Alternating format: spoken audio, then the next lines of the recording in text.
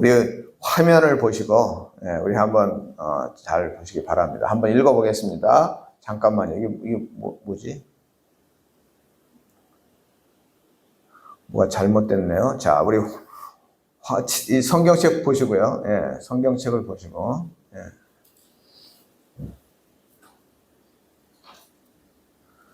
성경책을 보시고 1절, 2절이거든요. 1절, 2절. 우리 함께 읽겠습니다. 디베료 황제가 통치한 지 15해 곧 본디오 빌라도가 유대의 총독으로 헤롯이 갈릴리의 분봉왕으로 그 동생 빌립이 이두레와 드라고니 지방의 분봉왕으로 루사니아가 아빌레네의 분봉왕으로 안나스와 가야바가 대제사장으로 있을 때 하나님의 말씀이 빈들에서 샤가랴의 아들 요한에게 임한지라. 아멘. 방송시는 그 1번이 일본이 아닌가? 내가 잘못 올렸나? 1번을 그 1절, 2절을 한번 화면에 띄워줘 보세요. 1절, 2절을. 우리 오늘 읽은 누가복음 3장 1절, 2절을 화면에 한번 띄워줘 보세요. 누가복음을 기록하고 정리하신 분이 이제 누가라는 의사로 알려져 있는데요. 보통 의사들의 성격이 어떻습니까? 굉장히 예리하고요. 그러니까 좋게 해서 예리한 거고, 굉장히 깐깐하신 분들이 많고, 굉장히 날카롭고 신경질적인 분들이 많습니다. 굉장히 한 성깔 하시는 분들이 의사들 중에 굉장히 많습니다. 왜냐하면 의사들이 작은 것 하나라도 점검을 잘 해야 되겠죠. 그렇기 때문에 성격상 의사를 잘 하기 위해서는 이렇게 깐깐한 것이 좋죠. 1절, 2절 말씀에 우리는 누가의 성격을 알 수가 있는데요. 1절과 2절의 핵심은 하나님의 말씀이 요한에게 임했다. 요 내용입니다, 사실은. 요 내용이 핵심인데, 말라기 이후에 400년 동안 잠잠하던 하나님의 말씀이, 400년 동안 침묵하시던 하나님의 말씀이 요한에게 임했다 하는 것이 1절, 2절의 핵심입니다. 그런데 누가는 다른 복음서와 전혀 다르게 이 중요한 시점에 고위 관료의 이름을 나열하고 있습니다. 여러분, 이 사람들의 이름이 없어도 누가복음 3장 1절, 2절을 이해하는데 전혀 문제가 없습니다. 1절, 2절의 핵심은 뭐라고요? 하나님의 말씀이 요한에게 임했다 하는 것입니다.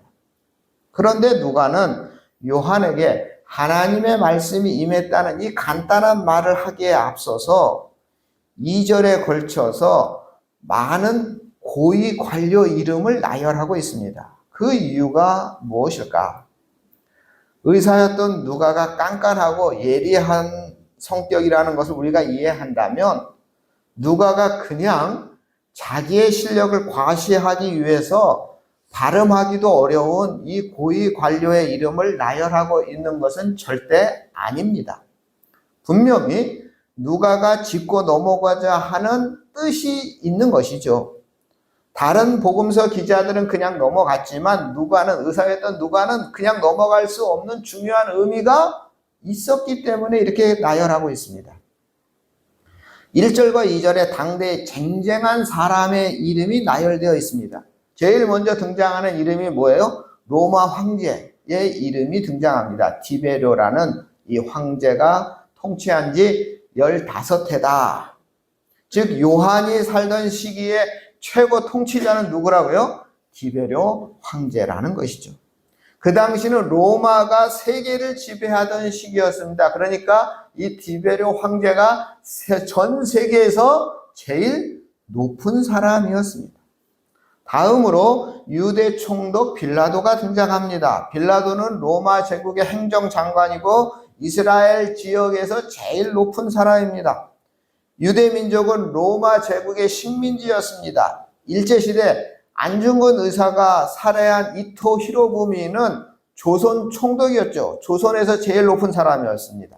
이와 마찬가지로 빌라도도 유대 지역에서 제일 높은 사람입니다. 그 다음에는 헤롯, 빌립, 루사디아가 등장을 하는데 이들은 로마의 신하로 로마는 이스라엘 지역, 즉 팔레스틴 지역을 세 구역으로 나누어 통치했는데 그 세 지역의 분봉왕입니다. 지금으로 치자면 도지사 정도 된다고 할 수 있습니다. 그 다음으로 등장하는 인물이 안나스와 가야바인데 이들은 대제사장입니다. 행정적으로 통치하는 사람들을 먼저 열거한 다음에 안나스와 가야바를 열거하는데 이들은 정신적으로 이스라엘 백성들을 지배하는 지도자들이라 할 수 있습니다. 한마디로 위 사람들을 표현한다면 요한이 살았던 그 시대를 대표하는 사람들입니다. 그 시대의 최고 권력을 가진 사람들입니다. 누가 그 당시 최고 권력자인가? 그 순서대로 이 누가는 기록을 하고 나열을 하고 있습니다. 감히 이들의 권위에 도전할 수 있는 사람이 없어요. 하여간 최고위직들을 나열하고 있습니다.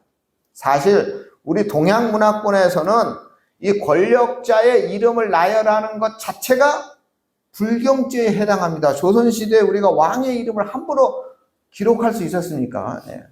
그렇다면 누가는 분명 권력에 아부하려고 이렇게 황제의 이름부터 나열한 것이 절대 아닙니다. 당신들의 통치에 우리가 순종하겠다 하는 의지를 표명하기 위해서 이렇게 나열한 것도 아닙니다. 그렇다면 왜 누가가 이런 어마어마한 사람들의 이름을 나열하고 있는 것일까요? 1절과 2절의 핵심은 400년 동안 멈췄던 하나님의 말씀이 누구에게 임했느냐? 바로 요한에게 임했다는 것입니다. 그렇다면 이 어마어마한 권력자들과 이 요한과의 관계는 어떻게 될까요? 누가는 400년 동안 침묵하던 하나님의 말씀이 그 당시 쟁쟁한 모든 사람들을 제껴두고 광야에서 10년째 지내고 있는 세례 요한에게 하나님의 말씀이 임했다는 것을 말하고 있습니다. 강조하고 있습니다. 왜 하나님의 말씀이 광야의 요한에게 임하여야 했을까요? 누가가 강조하고 싶은 것은 하나님의 말씀은 인간적으로 지위와 명성이 있는 사람에게 내리는 것이 아니라는 것을 강조하고 싶었던 것입니다. 하나님의 말씀은 교만한 자에게 임하지 않는다는 것을 누가는 강조하고 싶었던 것입니다. 대제사장이라 할지라도 영적으로 도덕적으로 타락한 사람에게 하나님의 말씀이 임하지 않는다는 것을 강조하고 싶었던 것입니다. 비록 높은 지위나 직분이 아무리 높다고 할지라도 하나님의 말씀은 정말 광야에서 떠돌이 행세를 하고 있는 세례 요한에게 임했다는 사실을 통해서 어떤 사람이 하나님의 말씀을 받느냐 하는 그 구체적인 것을 강조하고 싶었던 것입니다. 미국 바이든 대통령이 얼마 전 우리나라에 방문했을 때 그때 방문한 상황을 제가 가만히 보니까 우리나라 최고 높은 분인 대통령을 만나는 데 비중을 두는 것이 아니라 삼성, 현대 이 사람들을 만나는 데 더 중점을 두더라고요. 어찌 보면 우리나라 대통령보다 재벌기업 회장이 더 높은가 뭐 이런 오해를 할 정도였습니다. 저는 지금까지 세계 최고 미국 대통령이 세계에서 제일 높은 분인 줄 알았는데 이번에 사우디 왕세자가 미국 대통령을 냉대할 뿐 아니라 석유 중산을 부탁했는데도 거절했고 거꾸로 감산 결정을 했다는 뉴스를 들었습니다. 잠깐 이야기가 옆길로 샜는데 누가복음은 오늘 말씀을 통해서 강조하고 싶은 것은 하나님의 말씀은 이러한 절대 권력자 미국 대통령이나 사우디 왕세자 같이 어마어마한 부를 가지고 있는 재벌 회장에게 하나님의 말씀이 임하는 것이 아니라 전라북도, 그것도 광역시도 하나 없는 힘없는 작은 전라북도 전주시 전흥교회 우리 성도님들에게 하나님의 말씀이 임한다는 사실을 강조하고 있는 것입니다. 저는 3장 1절에서 20절까지의 말씀을 반복해서 읽으면서 꼭 요한의 모습이 영화 속에 등장하는 스턴트맨 같다는 느낌이 들었습니다.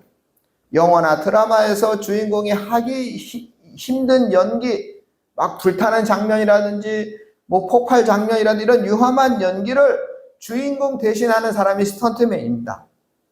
주인공 대신에 온몸에 불을 지르기도 하고 높은 곳에서 뛰어내리기도 하고. 그런데 이들 스턴트맨들의 철칙 중에 하나는 이들이 연기할 때 자기의 얼굴이 화면에 나오면 안 된다는 것입니다. 오늘 본문에 나오는 세례 요한은 철저히 스턴트맨의 역할을 하고 있습니다. 모든 조명이 자기 자신이 아니라 메시아이신 예수님에게 향하도록 했습니다. 그래서 자신의 많은 제자들이 예수님을 따라갔다고 하자 세례 요한은 다음과 같이 말을 합니다.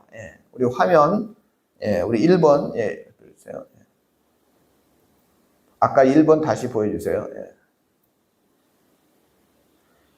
요한복음 3장 27절인데요. 우리 함께 읽어보겠습니다. 나는 그리스도가 아니요 그의 앞에 보내심을 받은 자라고 한 것을 증언할 자는 너희니라. 신부를 취하는 자는 신랑이 서서 신랑의 음성을 크게 기뻐하나니 나는 이러한 기쁨으로 충만하였노라. 그는 흥하여야 하겠고 나는 쇠하여야 하리라 하니라. 요한 자신은 내가 신랑이 아니고 신랑 친구라고 말하고 있습니다. 신랑과 신부가 서로 행복하게 사는 것을 보기만 해도 좋은 신랑의 친구라고 고백하고 있습니다. 이러한 겸손이 있었기 때문에 예수님도 누가복음 7장 28절에 내가 너희에게 말하노니 여자가 낳은 자 중에 요한보다 큰 이가 없다 이렇게 말씀하셨습니다. 이러한 스턴트맨 세례 요한을 좀 더 구체적으로 살펴보면요. 우리 2번 보여주세요. 우리 함께 있습니다. 백성들이 바라고 기다림으로 모든 사람들이 요한을 혹 그리스도신가 심중에 생각하니. 요한은 예수님을 생각나게 했던 사람입니다. 요한은 정말이지 대단한 사람인데요. 400년의 침묵을 뚫고 하나님의 음성을 들은 사람입니다. 요한이 외치자 많은 사람들이 회개하고 회개에 합당한 열매를 맺기 시작했습니다. 돈밖에 모르던 세리도 회개하였고 포악하게 남을 괴롭히는 군인들도 변하기 시작했습니다. 요한의 능력과 사역은 정말이지 놀라운 것이었습니다. 사람들은 이 요한을 통해서 메시아를 소망하게 되었습니다. 수많은 사람들이 요단강에 나와서 세례를 받았습니다. 사람들은 요한의 설교와 사역을 통해서 곧 메시아가 오겠구나 하는 확신을 가졌습니다. 그리고 얼른 왔으면 좋겠다 이런 생각과 믿음을 가지게 됐습니다. 그런데 여기에 한 발짝 더 나아가 어떤 사람들은 요한이 메시아가 아닐까? 또는 요한이 메시아였으면 좋겠다 이런 생각을 하기 시작했습니다. 이런 얘기가 요한의 귀에도 들렸습니다. 그러자 요한은 단호하게 자신은 그리스도가 아니다 분명하게 이야기했습니다. 여기서 우리는 사람들이 요한에게서 그리스도의 향기를 맡았다는 것을 주목합니다. 즉 요한은 그리스도의 향기를 날리는 사람이었습니다. 400년 동안 기다리다가 절망 중에 포기해버린 메시아의 모습을 유대인들은 요한을 통해서 보게 된 것입니다. 사람들은 요한에게서 그리스도의 향기를 맡았습니다. 요한의 행동 하나하나, 그의 말 한마디 하나하나에 메시아를 느끼었고 정말 메시아를 소망하고 정말 그 요한의 그 행동에 그 진실에 감동했습니다. 사실 우리들이 세례 요한에게서 제일 첫 번째로 배워야 하는 것은 세례 요한과 같이 그리스도의 향기가 나는 그리스도인이 되는 것입니다. 사도 바울은 그리스도인을 그리스도의 향기라 이렇게 증언했습니다. 우리 고린도후서 2장 14절 말씀인데요. 우리 3번 우리 함께 읽겠습니다. 우리로 말미암아 각처에서 그리스도를 아는 냄새를 나타내시는 하나님께 감사하노라. 우리는 구원 얻은 자들에게나 망하는 자들에게나 하나님 앞에서 그리스도의 향기니 이 사람에게는 사망으로 쫓아 사망에 이르는 냄새요 저 사람에게는 생명을 쫓아 생명에 이르는 냄새라. 누가 이것을 감당하리요? 우리들은 요한과 같이 예수님을 생각나게 하고 예수님을 알고 싶어하는 사람이 되어야 합니다. 세상 사람들이 우리를 보고 예수 그리스도에 대한 궁금증이 유발되어야 합니다. 교회에 같이 가고 싶다. 저 사람이랑 교회에 같이 가면 좋겠다. 이런 호기심이 생겨야 합니다. 우리들의 얼굴에서 세상 사람들은 그리스도의 얼굴을 볼 수 있어야 됩니다. 우리들의 행동을 통해서 세상 사람들은 예수님이 생각나야 하는 것입니다. 우리 4번 우리 함께 읽겠습니다. 요한이 모든 사람에게 대답하여 이르되 나는 물로 너희에게 세례를 베풀거니와 나보다 능력이 많으신 이가 오시나니 나는 그의 신발끈을 풀기도 감당하지 못하겠노라. 그는 성령과 불로 너희에게 세례를 베푸실 것이요. 또한 요한은 스턴트맨의 역할에 충실하며 주인공인 예수님을 높입니다. 사람들이 요한을 혹은 요한이 혹시 그리스도가 아닐까 생각하고 있을 때 요한은 분명하고 단호하게 나는 그리스도가 아니다. 자신의 신분과 정체를 확실하게 밝힙니다. 그러면서 요한은 바로 그때를 이용하여 더 분명하게 예수님을 소개하는 기회로 이용합니다. 요한은 자신을 예수님의 신발끈도 풀 수 없는 그런 사람이라고 말합니다. 예수님 당시에는 등록금이 없었습니다. 선생님들이 돈을 받고 학생들을 가르치지 않았습니다. 그때는 그러니까 돈이 없어도 공부를 할 수 있는 좋은 시대였습니다. 학생들은 스승의 고마움을 선생님 개인이나 집에 여러 가지 일을 도움으로써 일종의 노동력을 제공하고 공부를 배울 수가 있었던 것이죠. 이런저런 스승의 일을 해줌으로써 보답하는 것이 그 당시 제자들의 형편이었습니다. 그래서 종들이 선생들에게는 종들이 필요 없었어요. 왜냐하면 제자들이 다 해주니까. 그러나 단 한 가지 일만은 하지 않았는데 그것은 스승의 신발을 벗겨주는 일이었다고 합니다. 신을 벗기는 일은 진짜 종이 했습니다. 신을 벗기는 일을 이 이스라엘 사람들이 얼마나 금기시했느냐.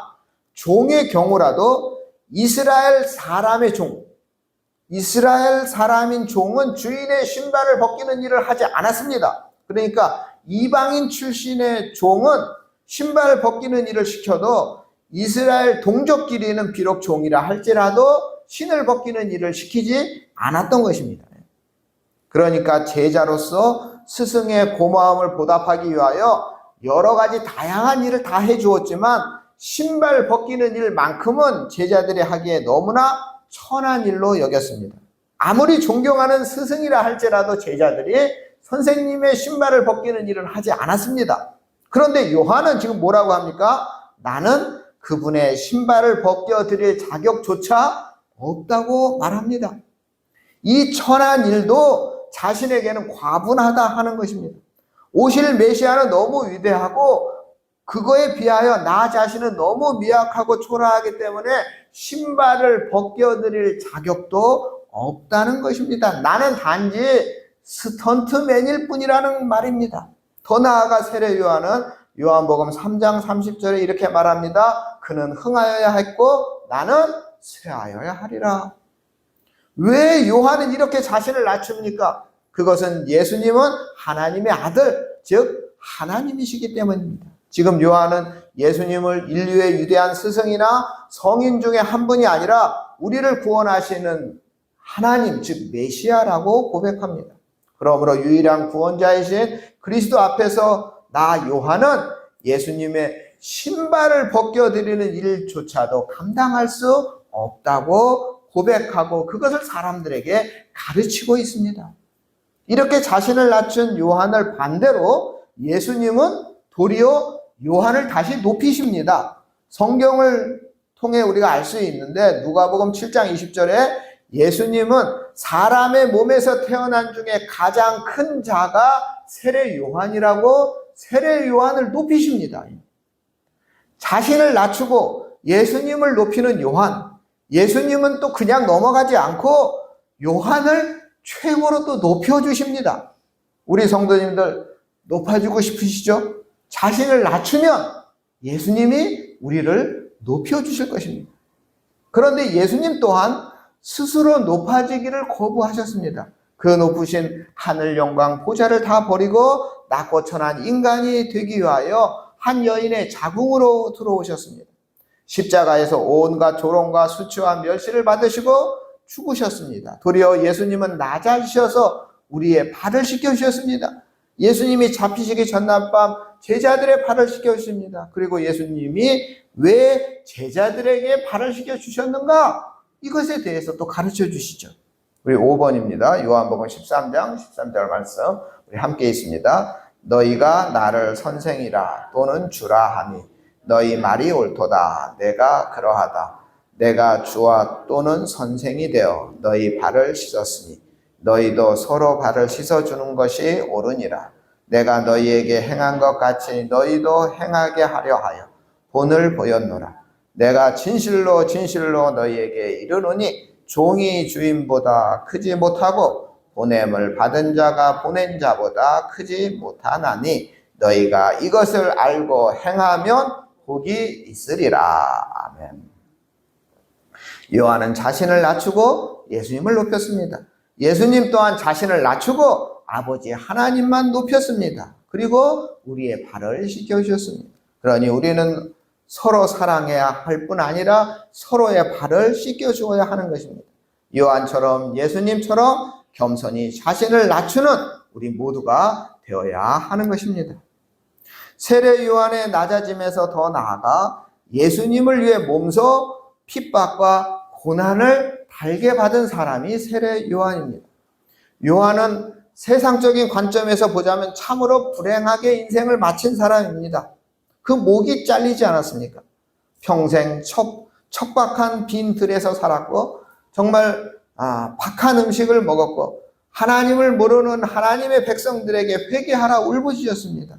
그런 그에게 돌아온 것은 영광이 아니라 고난이었습니다. 칭찬과 명예가 아니라 감옥이었습니다. 한 여인의 놀잇개감으로 전략해서 그 목이 잘렸습니다.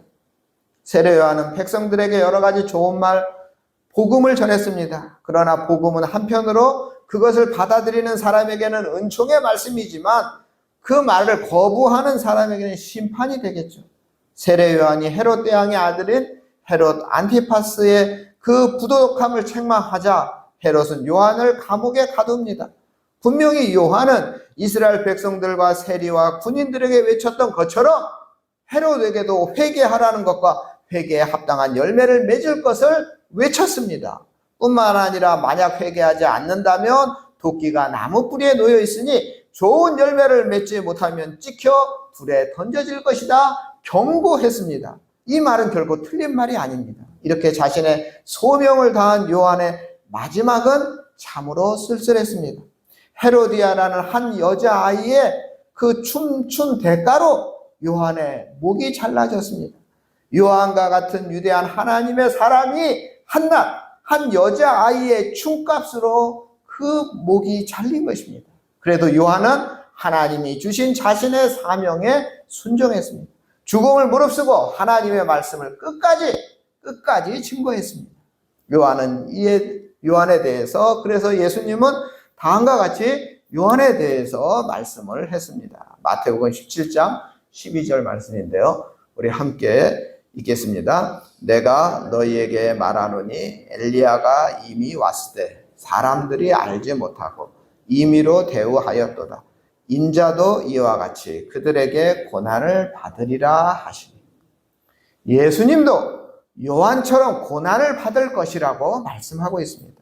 요한은 철저히 예수님의 고난을 예고해 주는 사람이었습니다.